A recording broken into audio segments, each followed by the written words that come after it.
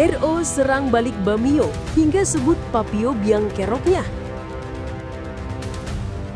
Drama antara Ruben Onsu dan Sarwenda tampaknya makin kian memanas sampai-sampai merambah ke ranah yang lebih serius, dari menyangkut masalah finansial hingga hak asuh anak.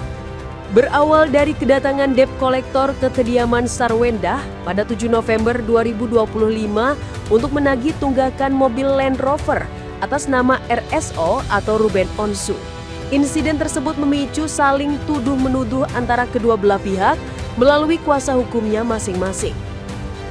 Menanggapi hal tersebut, kuasa hukum Ruben Onsu, Minola Sebayang, membenarkan kepemilikan mobil itu berada di bawah nama kliennya, namun membantah adanya tunggakan pembayaran. Pengacara dari Ruben tersebut justru mempertanyakan motif Sarwenda mengangkat masalah ini ke ranah publik. Ia menuding bahwa konferensi pers yang digelar kubu Sarwenda mungkin dimaksudkan untuk mendiskreditkan Ruben Onsu dengan menggambarkannya dalam keadaan kondisi finansial yang sulit. Kalau memang misalnya bukan untuk hal itu, berarti artinya patut diduga preskonnya hanya ingin mendiskreditkan klien kami. Kenapa sampai harus masalah debt collector itu sampai di ranah publik? Karena harusnya ini kan ranah private. Klien saya mengatakan itu sebenarnya jatuh temponya belum tiba. Ingin menunjukkan bahwa Ruben sekarang lagi dalam keadaan yang tidak mampu secara ekonomi, sehingga akhirnya ada tunggakan atau ada debt collector yang mencari-cari dia sampai ke rumah kediaman Sarwenda atau S, ya. Jadi ini yang harus dipertegaskan dulu. Kecuali memang ini adalah bentuk dan cara untuk memframing atau ingin patut diduga memojokkan klien kami bahwa dia dalam keadaan hari ini yang tidak mampu ekonomi atau lagi dalam keadaan yang lalai membayar kewajiban. Kalau memang itu tujuannya, meskipun kami percaya itu bukan, ini sangatlah tidak bijak sekali. Di sisi lain, menurut pengacara Sarwenda, Chris Samsiwu, mengatakan kedatangan penagih utang tersebut sangat mengganggu kliennya karena kliennya sama sekali tidak memiliki hubungan dengan kendaraan yang dimaksud. Jadi kenapa sampai saya sampaikan ke teman-teman media, karena kejadian ini satu mengagetkan klien kami dan semua isi orang di rumah klien kami. Yang pertama, klien kami tidak pernah berhutang terhadap mobil yang dimaksud dan kedatangan itu juga sempat komunikasi dengan klien kami menyatakan bahwa mobil itu memang dibeli itu setelah masa pernikahannya selesai. Jadi setelah putusan cerai baru mobil itu ada. Nah, mereka memang mencari mantan suami klien kami di situ. Ya. Tapi kenapa bisa sampai ke rumah itu? Informasi dari pihak debt collector yang datang bahwa katanya mobil itu ada di rumah klien kami, kaget.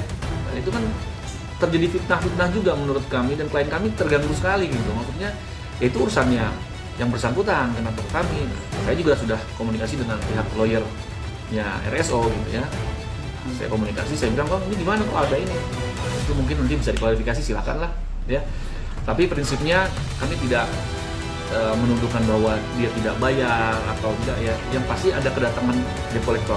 Biasanya debt collector datang kan suatu hutang yang memang sudah terlewatkan, mungkin ya saya nggak tahu lah apakah itu miss dari pihak debt collector bank dengan pihak yang bersangkutan. Saya tidak mau memberikan kesimpulan apapun, tetapi itu faktanya.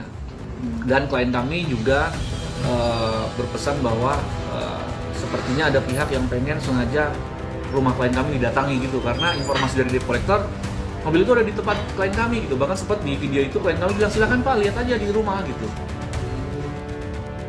Alih-alih fokus pada persoalan utang, Minola justru mengalihkan perhatian kepada isu yang lebih mendalam, yaitu hak Ruben sebagai ayah untuk bertemu dengan anak-anaknya. Ia mengklaim bahwa selama 2 bulan terakhir sejak Ruben pulang dari umroh, Sarwenda tidak memberikan akses pertemuan sesuai kesepakatan awal yang seharusnya memungkinkan Ruben bertemu dengan anak-anaknya 2 hingga 3 hari dalam seminggu. Bahkan, Ruben disebut tidak diizinkan menemui anak-anaknya dalam sebuah pertunjukan balet yang diduga karena Sarwenda saat itu berada di tempat yang sama dengan Giorgio Antonio.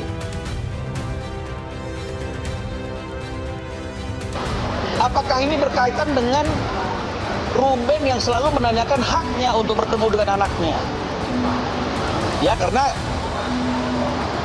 ada suatu komitmen di mana dalam komitmen itu dikatakan bahwa dalam 1 minggu Ruben memiliki kesempatan 2-3 hari untuk tinggal bersama dengan putrinya.